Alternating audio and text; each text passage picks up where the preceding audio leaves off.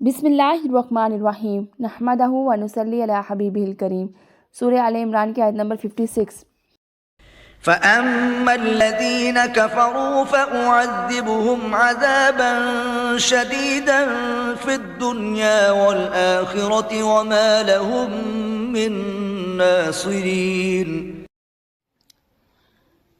اب جو کافر ہوئے ان کو دنیا اور آخرت دونوں میں سخت عذاب دوں گا اور ان کا کوئی مددگار نہ ہوگا۔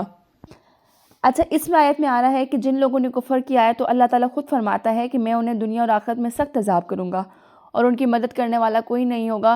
جس طرح دنیا میں لوگوں نے مددگار بنائے ہوتے ہیں، سفارشی بنائے ہوتے ہیں، لیکن وہاں پہ جو ہے کسی کی سفارش قبول نہیں آئی ہوگی، ہر کسی کو اپنے اپنے جو اس نے اعمال کیے ہوں گے اس کا پورا پورا اجر ملے گا۔ اس کے بعد آ جاتا ہے آیت نمبر 57۔ وَأَمَّا الَّذِينَ آمَنُوا وَعَمِلُوا الصَّالِحَاتِ فَيُوَفِّيهِمْ أُجُورَهُمْ وَاللَّهُ لَا يُحِبُّ الظَّالِمِينَ۔ اور جو ایمان لائے اور عمل نیک کرتے رہے ان کو خدا پورا پورا صلہ دے گا اور خدا ظالموں کو دوست نہیں رکھتا۔ اس آیت میں آ رہا ہے کہ اور جو لوگ ایمان لائے اور انہوں نے اچھے نیک کام کیے تو اللہ تعالیٰ جو ہے ان کو بھرپور اجر دے گا اور ہر انسان کو جو اس کی ایک ایک نیکی کا بدلہ ضرور بروز قیامت دیا جائے گا، اور اللہ تعالیٰ جو ہے وہ ظالموں سے محبت نہیں کرتا۔ اس کے بعد آ جاتی ہے آیت نمبر 58۔ ذَلِكَ نَتْلُوهُ عَلَيْكَ مِنَ الْآيَاتِ وَالذِّكْرِ الْحَكِيمِ۔ اے محمد صلی اللہ علیہ وسلم، یہ ہم تم کو خدا کی آیتیں اور حکمت بری نصیحتیں پڑھ پڑھ کر سناتے ہیں۔ اب اس میں اللہ تعالیٰ فرماتے ہیں کہ یہ سب آیات جو ہم آپ کو پڑھ کر سنا رہے ہیں یہ اللہ کی نشانیوں میں سے ہے اور اس میں نصیحت اور حکمت کی باتیں ہیں۔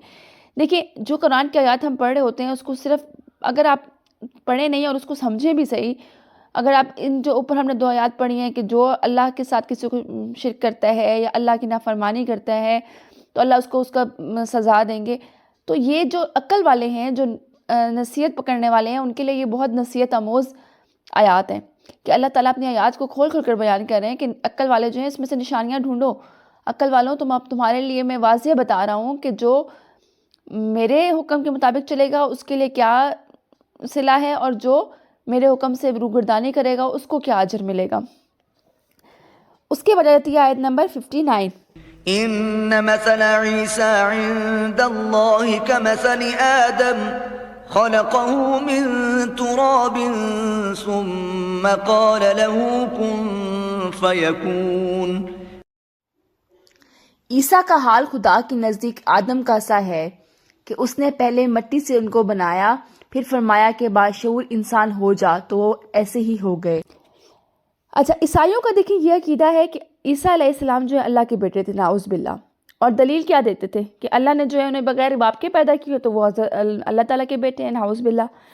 اب اللہ تعالیٰ ان کے دعوے کی تردید اس طرح کرتے ہیں کہ اگر تمہارا یہ دعویٰ درست ہوتا تو پھر حضرت آدم علیہ السلام تو پہلے اللہ کے بیٹے ہوتے، کیونکہ اللہ تعالیٰ نے انہیں بغیر ماں باپ کے پیدا کیا ہے۔ جیسے اللہ نے حضرت آدم علیہ السلام کو بغیر ماں باپ کے مٹی سے پیدا کرنے پر وہ قادر ہے، تو اسی طرح حضرت عیسیٰ علیہ السلام کو بغیر باپ کے پیدا کرنا اس کے لیے کیا معنی رکھتا ہے؟ اللہ تعالیٰ فرماتا ہے کن اور وہ ہو جاتا ہے۔ تو اس میں یہ چیزیں جو عیسائیوں کو کنسیپٹ آتا ہے یہ بالکل غلط ہے، اور اللہ تعالیٰ خود اس کی تردید کر رہے ہیں کہ اگر اس طرح کی بات ہوتی تو حضرت آدم علیہ السلام کو تو میں نے بغیر ماں باپ کے پیدا کیا ہے۔ اس کے بعد آتی ہے آیت نمبر 60۔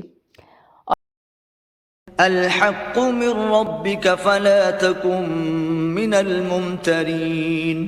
یہ بات تمہارے پروردگار کی طرف سے حق ہے تو تم ہرگز شک کرنے والوں میں سے نہ ہونا، اور یہ حق ہے تمہارے رب کی طرف سے اور ہرگز اس میں شک کرنے والوں سے نہ ہو جانا۔ اور یہ جو باتیں ہیں، یہ جو قرآن ہے، یہ حق ہے، یہ اللہ کی طرف سے حق ہے اور اس میں کسی شک و شبہات میں نہ پڑنا۔ فمن حاجك فيه من بعد ما جاءك من العلم فقل تعالوا ندع أبناءنا وأبناءكم ونساءنا ونساءكم وأنفسنا وأنفسكم ثم نبتهل فنجعل لعنة الله على الكاذبين۔ پھر اگر یہ لوگ عیسیٰ کے بارے میں تم سے جھگڑا کریں اس کے بعد کہ تم کو حقیقت معلوم ہو ہی چکی، تو ان سے کہنا کہ آؤ ہم اپنے بیٹے اور بیٹیوں کو بلائیں، تم اپنے بیٹیوں اور بیٹوں کو بلاؤ اور ہم خود بھی آئیں اور تم خود بھی آؤ، پھر دونوں فریق خدا سے دعا و التجا کریں، اس طرح جھوٹوں پر خدا کی لعنت بھیجیں۔ عیسیٰ علیہ السلام کے بارے میں اس حق واضح ہو گیا، دلائل بھی مل گئے، تو جو وفد تھا نجران کا انہوں نے پھر بھی اپنی ہر دھرمی پہ قائم رہے، انہوں نے انات کی راہ اختیار کی، تو آخری فیصلے کے اللہ نے رسول صلی اللہ علیہ وسلم کو ان سے مباہلے کا حکم دیا۔ اب سب سے پہلے یہ جاننا ضروری ہے کہ مباہلہ ہے کیا۔ مباہلہ کا عمومی مفہوم یہ ہوتا ہے کہ دو مد مقابل افراد جو ہیں وہ آپس میں یوں دعا کرتے ہیں کہ اگر تم حق پر ہو اور میں باطل ہوں تو اللہ مجھے ہلاک کر دے، اور اگر میں حق پر ہوں اور تم باطل ہو تو اللہ تجھے ہلاک کرے۔ اب یہ بات جو ہے دوسرا فریق بھی کہتا ہے۔ اب آپ صلی اللہ علیہ وسلم نے نجران کے عیسائیوں کو یہ آیت پڑھ کر سنائی کہ تم اپنے اہل و عیال کے لے کے آؤ، میں اپنے اہل و عیال کے لے کر آؤں گا، مطلب مباہلے والی آیت سنائی، تو انہوں نے کیا کہا؟ انہوں نے کہا کہ ہم ذرا آپس میں غور اور مشورہ کر لیں، کل ہم آپ کو جواب دیں گے۔ اب جب وہ جمع ہوئے تو انہوں نے اپنے سب سے بڑے عالم اور صاحب رائے شخص عاقب سے کہا کہ اے عبد المسیح، مباہلہ کرنے کے بارے میں آپ کی کیا رائے ہے؟ اس نے کہا اے نصارہ کی جماعت، تم پہچان چکے ہو کہ محمد صلی اللہ علیہ وسلم جو ہے وہ حق پہ ہیں، وہ سچے ہیں، اور اگر تم نے ان سے مباہلہ کر لیا تو تم سب ہلاک ہو جاؤ گے۔ اب اگر نصرانیت پر قائم رہنا چاہتے ہو تو انہیں چھوڑ دو اور گھروں کو لوٹ چلو، یعنی کہ رائے فرار اختیار کر لو۔ اب یہ مشورہ ہونے کے بعد وہ رسول صلی اللہ علیہ وسلم کی خدمت میں حاضر ہوئے۔ ادھر حضور پاک صلی اللہ علیہ وسلم جو ہے اپنے اہل و عیال کے ساتھ موجود تھے۔ اب حضور صلی اللہ علیہ وسلم کے ساتھ اہل و عیال میں کون تھے؟ حضرت امام حسن، حضرت حسین رضی اللہ عنہ، حضرت فاطمہ رضی اللہ عنہ اور حضرت علی رضی اللہ عنہ۔ اور حضور صلی اللہ علیہ وسلم ان سے فرما رہے ہیں کہ جب میں دعا کروں تو سب نے آمین کہنا ہے۔